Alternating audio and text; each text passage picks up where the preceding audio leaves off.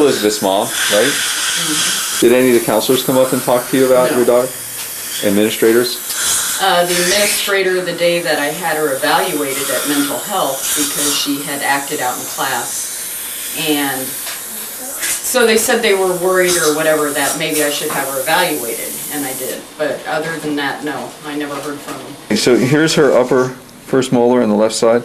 This comes in at about age 6, and you can see that it's very much broken down. The other tooth behind it, the second molar, is starting to move into the space that the first molar had. So by the time we take out the decay, this would be down below the bone height, and this tooth's not restorable. Well, fortunately, Liz didn't do drugs that long. She needs a good cleaning. Okay, she needs to floss her teeth, but she hasn't developed all the signs of crystal meth use.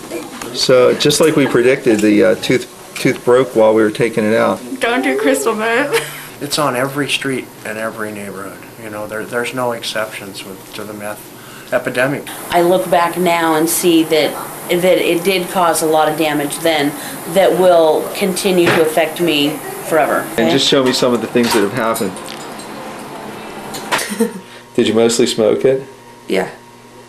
Okay. Let's see. I think that's worse for your teeth. Smoking it? Yep. Because of the... How did it make your mouth feel when you were smoking? Clammy. It's the smoke from it. It's not like cigarette smoke. It's thick. It's thick smoke.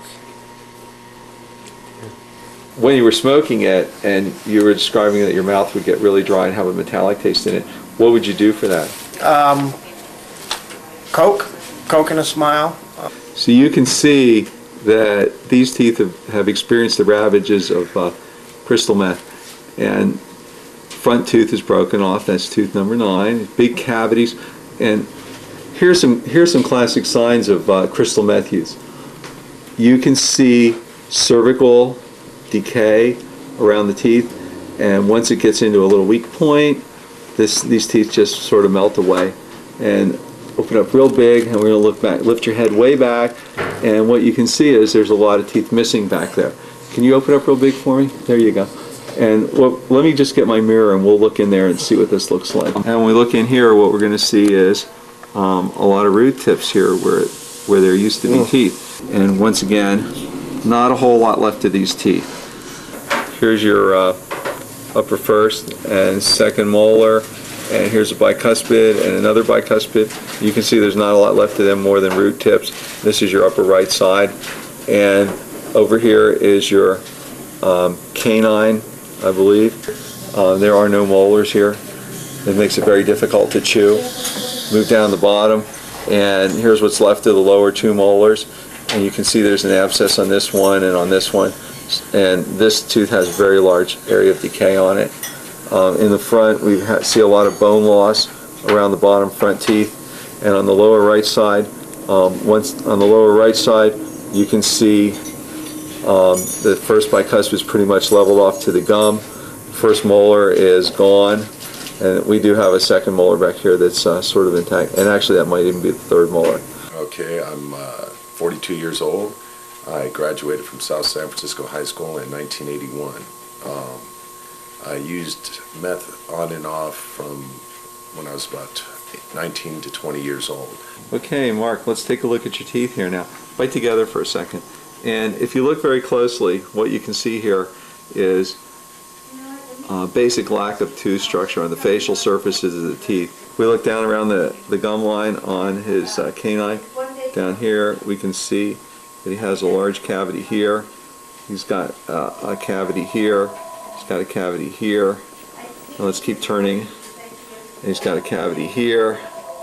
And we go around the side. He has a cavity on his lower left canine. He has a filling on his upper lateral incisor. He has another one on his upper canine. Down on the bottom again, he's had a large amalgam restoration placed because there was a cavity there. And there's another one. Now let me reiterate again the effects this has on one's body. It can create acne-like sores, heart failure, damage to blood vessels in the brain or stroke, sleep problems, exhaustion, restlessness, confusion, paranoia, irritability, anxiety, depression, violent aggression, suicidal behaviors, headaches, out-of-control rages. Overdose can cause delusions, hallucinations, stroke, heart failure, coma, and death.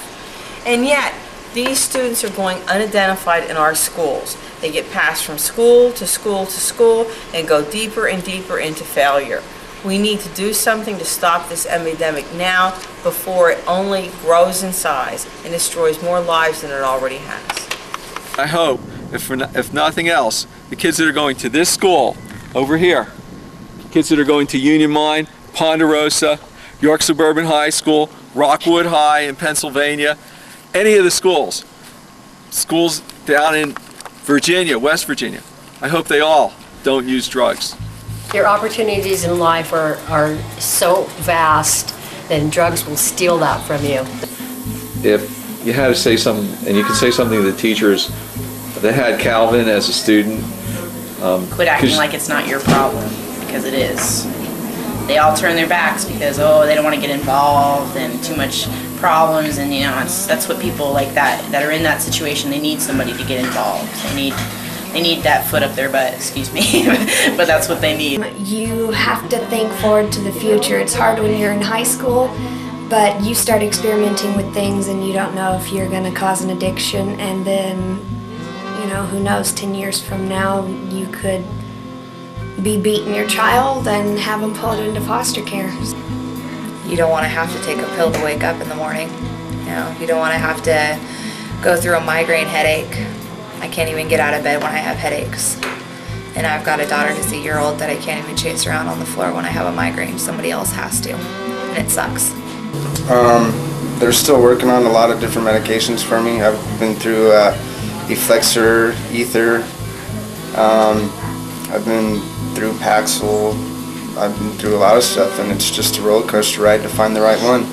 It's really not worth it. So now I have 2 kids and I have to get a job and I have no education. I heard says it ain't worth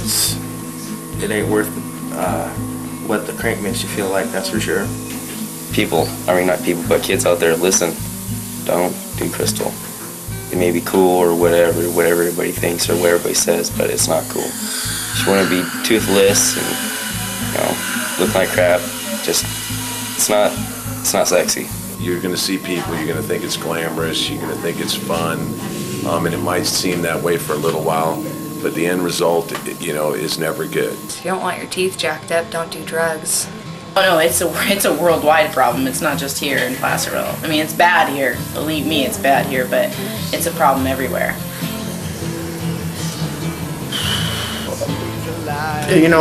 Teachers are right on the front line, and I know it's going to be extremely difficult, but don't give up on the kids. Don't give up on the kids. And one final thing, this video has been a production of Mitch TV. On the grass to take away the pain. Yeah, I just walk away, 'cause I don't feel the same as you.